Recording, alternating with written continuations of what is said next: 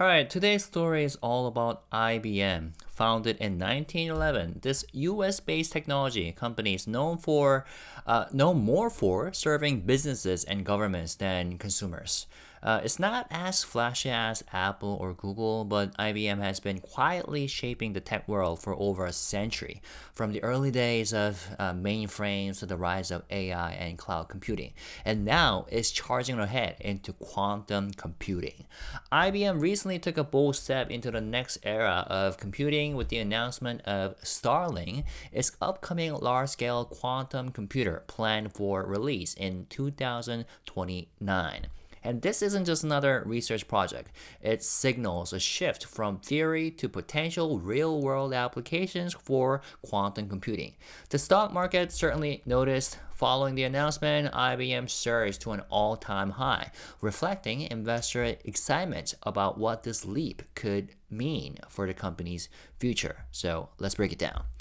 The centerpiece of IBM's announcement is Starling, which is a fault-tolerant quantum computer scheduled to launch in 2029.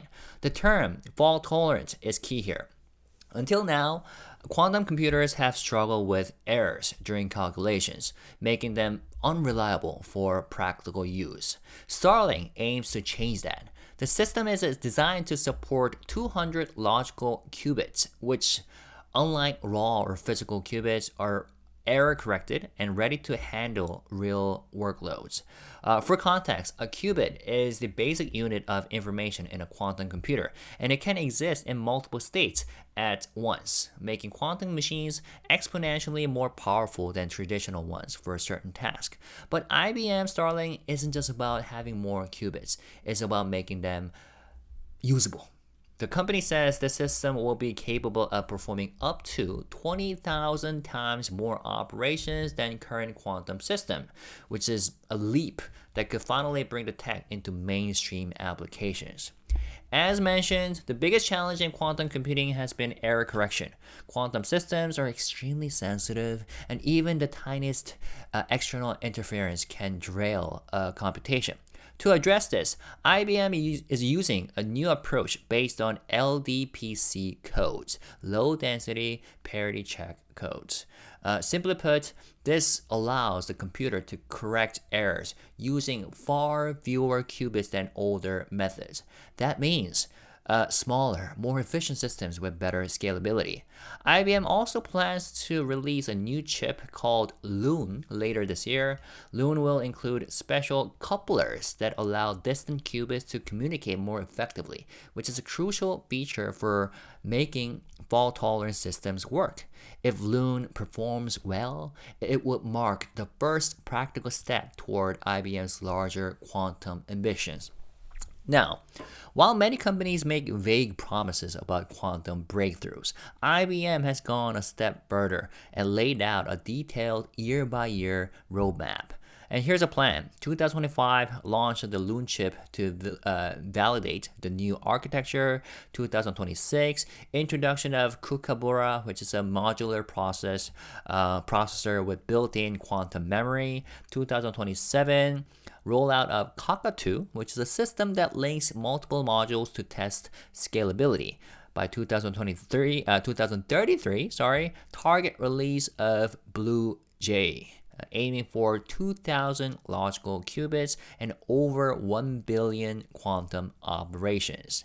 For investors, this clear timeline is compelling. It gives them milestones to track and reduces the uncertainty that typically clouds emerging technologies.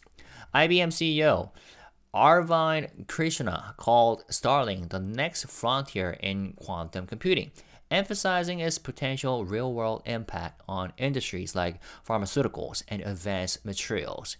Jay Gambetta, VP of IBM Quantum, added, "We have cracked the core of error correction. From here, it's engineering problem, not a science one." In other words, the company believes the theoretical hurdles are behind them. It's now a matter of execution.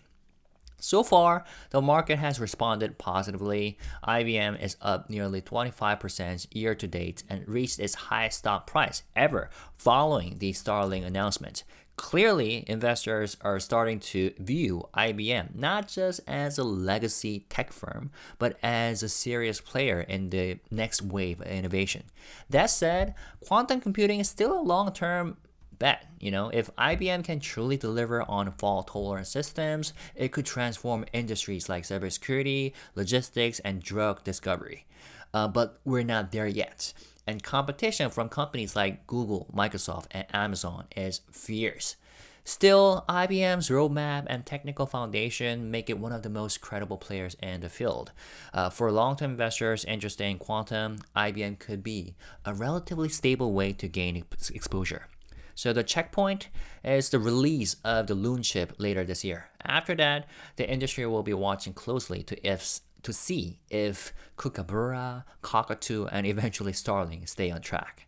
But no, this won't happen overnight. But if IBM succeeds, this could be one of the most important technology transformations of the next decade. And IBM will be right at the center of it. So, what's your take? Would you bet on IBM in the quantum era? Let me know what you think. And if you haven't already, subscribe to my channel, hit the notification bell, hit the like button, and I will see you guys later. Feel free to leave your thoughts in the comment section.